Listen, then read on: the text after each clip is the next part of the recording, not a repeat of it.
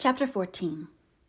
Though Charles and Mary had remained at Lyme much longer after Mr. and Mrs. Musgrove's going than Anne conceived they could have been at all wanted, they were yet the first of the family to be at home again, and as soon as possible after their return to Uppercross, they drove over to the lodge. They had left Louisa beginning to sit up, but her head, though clear, was exceedingly weak, and her nerves susceptible to the highest extreme of tenderness. And though she might be pronounced to be altogether doing very well, it was still impossible to say whether she might be able to bear the removal home, and her mother and father, who must return in time to receive their younger children for the Christmas holidays, had hardly a hope of being allowed to bring her with them. They had been all in lodgings together. Mrs. Musgrove had got Mrs. Harville's children away as much as she could.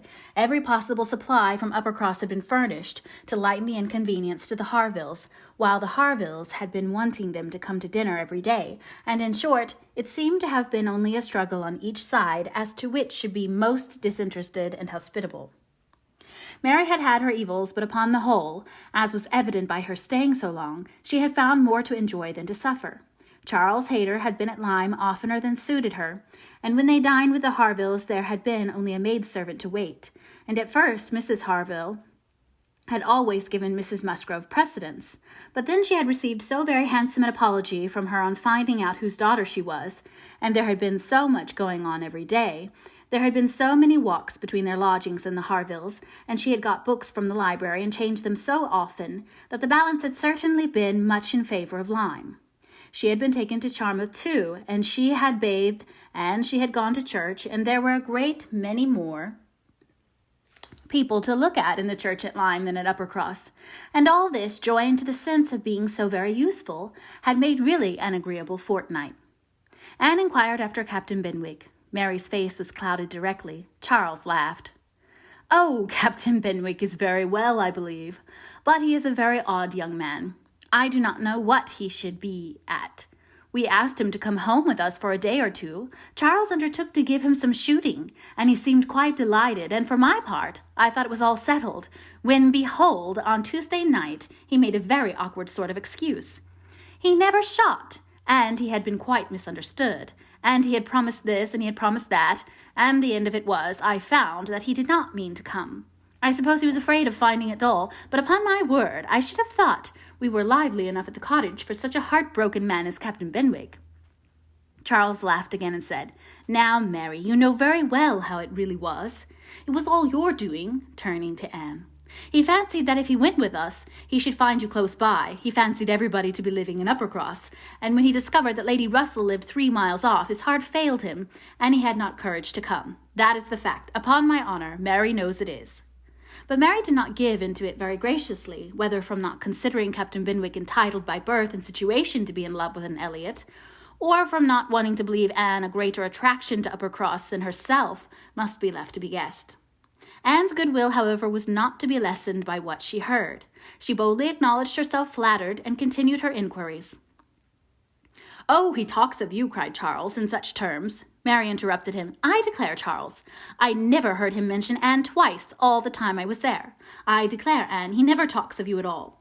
"No," admitted Charles, "I do not know that he ever does in a general way, but, however, it is a very clear thing that he admires you exceedingly. His head is full of some books that he is reading upon your recommendation, and he wants to talk to you about them. He has found out something or other in one of them which he thinks, I cannot pretend to remember it, but it was something very fine. I overheard him telling Henrietta all about it, and then Miss Elliot was spoken of in the highest terms. Now, Mary, I declare it was so. I heard it myself, and you were in the other room. Elegance, sweetness, beauty, there was no end of Miss Elliot's charms." "I am sure," cried Mary warmly, "it was a very little to his credit, if he did. Miss Harville only died last June. Such a heart is very little worth having, is it, Lady Russell? I am sure you will agree with me." "I must see Captain Benwick before I decide," said Lady Russell, smiling. "And that you are very likely to do very soon, I can tell you, ma'am," said Charles. Though he had not nerves for coming away with us, and setting off again afterwards to pay a formal visit here, he will make his way over to Kellynch one day by himself, you may depend on it. I told him the distance and the road, And I told him of the church's being so very well worth seeing, for as he has a taste for those sort of things, I thought that would be a good excuse, and he listened with all his understanding and soul, and I am sure from his manner that you will have him calling here soon. So I give you notice, Lady Russell." "Any acquaintance of Anne's will always be welcome to me," was Lady Russell's kind answer. "Oh, as to being Anne's acquaintance," said Mary, "I think he is rather my acquaintance, for I have been seeing him every day this last fortnight." "Well, as your joint acquaintance, then, I shall be very happy to see Captain Benwick. You will not find anything very agreeable in him, I assure you, ma'am. He is one of the dullest young men that ever lived. He has walked with me sometimes from one end of the sands to the other without saying a word. He is not at all a well-bred young man. I am sure you will not like him." "There we differ, Mary," said Anne. "I think Lady Russell would like him. I think she would be so pleased with his mind that she would very soon see no deficiency in his manner." "So do I, Anne," said Charles. "I am sure Lady Russell would like him. He is just Lady Russell's sort. Give him a book, and he will read all day long." "Yes, that he will," exclaimed Mary tauntingly. "He will sit poring over his book and not know when a person speaks to him, or when one drops one's scissors, or anything that happens. Do you think Lady Russell would like that?" Lady Russell could not help laughing. "Upon my word," said she, "I should not have supposed that my opinion of any one could have admitted of such difference of conjecture, steady and matter of fact, as I may call myself. I have really a curiosity to see the person who can give occasion to such directly opposite notions. I wish he may be induced to call here, and when he does, Mary, you may depend upon hearing my opinion. But I am determined not to judge him beforehand." "You will not like him. I will answer for it." Lady Russell began talking of something else. Mary spoke with animation of their meeting with, or rather missing, Mr. Elliot so extraordinarily. "He is a man," said Lady Russell, "whom I have no wish to see. His declining to be on cordial terms with the head of his family has left a very strong impression in his disfavour with me." This decision checked Mary's eagerness, and stopped her short in the midst of the Elliot countenance. With regard to Captain Wentworth, though, Anne hazarded no inquiries. There was voluntary communication sufficient. His spirits had been greatly recovering lately, as might be expected. As Louisa improved, he had improved, and he was now quite a different creature from what he had been the first week. He had not seen Louisa, and was so extremely fearful of any ill consequence to her from an interview, that he did not press for it at all, and, on the contrary, seemed to have a plan of going away for a week or 10 days, till her head was stronger. He had talked of going down to Plymouth for a week, and wanted to persuade Captain Benwick to go with him. But as Charles maintained to the last, Captain Benwick seemed much more disposed to ride over to Kellynch. There could be no doubt that Lady Russell and Anne were both occasionally thinking of Captain Benwick from this time. Lady Russell could not hear the doorbell without feeling that it might be his herald, nor could Anne return from any stroll of solitary indulgence in her father's grounds, or any visit of charity in the village, without wondering whether she might see him or hear of him. Captain Benwick came not, however. He was either less disposed for it than Charles had imagined, or he was too shy, and, giving him a week's indulgence, Lady Russell determined him to be unworthy of the interest which had been beginning to excite. The Musgroves came back to receive their happy boys and girls from school, bringing with them Mrs. Harville's little children, to improve the noise of Uppercross and lessen that of Lyme. Henrietta remained with Louisa, but all the rest of the family were again in their usual quarters.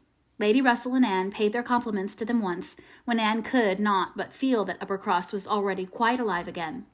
Though neither Henrietta nor Louisa nor Charles Hayter nor Captain Wentworth there, the room presented as strong a contrast as could be wished to the last state she had seen it in. Immediately surrounding Mrs. Musgrove were the little Harvilles, whom she was sedulously guarding from the tyranny of the 2 children from the cottage, expressly arrived to amuse them.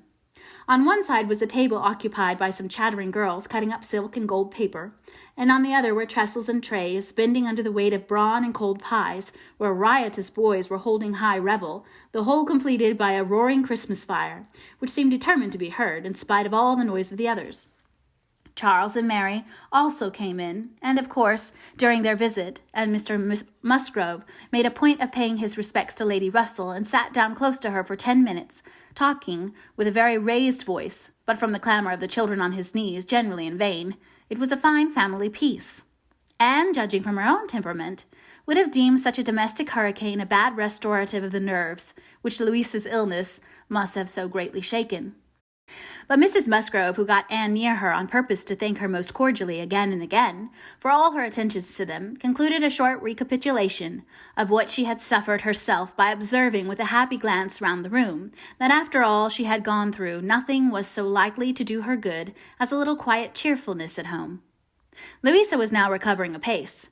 Her mother could even think of her being able to join their party at home before her brothers and sisters went to school again. The Harvilles had promised to come with her and stay at Uppercross whenever she returned. Captain Wentworth was gone, for the present, to see his brother in Shropshire. "I hope I shall remember in future," said Lady Russell, as soon as they were reseated in the carriage, "not to call it Uppercross in the Christmas holidays. Everybody has their taste in noises as well as in other matters, and sounds are quite innoxious, or most distressing, by their sort rather than their quantity. When Lady Russell not long afterwards was entering Bath on a wet afternoon and driving through the long course of streets from the old bridge to Camden Place, amidst the dash of other carriages, the heavy rumble of carts and trays, the bawling of newspapermen, muffin-men and milkmen, and the ceaseless clink of pattens, she made no complaint. No, these were noises which belonged to the winter pleasures. Her spirits rose under their influence, and like Mrs. Musgrove she was feeling, though not saying, that after being long in the country, nothing could be so good for her as a little quiet cheerfulness. Anne did not share these feelings. She persisted in a very determined, though very silent disinclination for Bath, caught the first dim view of the extensive buildings, smoking in rain, without any wish of seeing them better, felt their progress through the streets to be, however, disagreeable, yet too rapid, for who would be glad to see her when she arrived, and looked back with fond regret to the bustles of Uppercross and the seclusion of Kellynch. Elizabeth's last letter had communicated a piece of news of some interest. Mr. Elliot was in Bath. He had called in Camden Place, had called a second time, a third, had been pointedly attentive. If Elizabeth and her father did not deceive themselves, had been taking much pains to seek the acquaintance, and proclaim the value of the connection, as he had formerly taken pains to show neglect. This was very wonderful if it were true, and Lady Russell was in a state of very agreeable curiosity and perplexity about Mr. Elliot, already recanting the sentiment she had so lately expressed to Mary of his being a man whom she had no wish to see. She had a great wish to see him. If he really sought to reconcile himself like a dutiful branch, he must be forgiven for having dismembered himself from the paternal tree. Anne was not animated to an equal pitch by the circumstance, but she felt that she would rather see Mr. Elliot again than not, which was more than she could say for many other persons in Bath. She was put down in Camden Place, and Lady Russell then drove her to her own lodgings in River Street.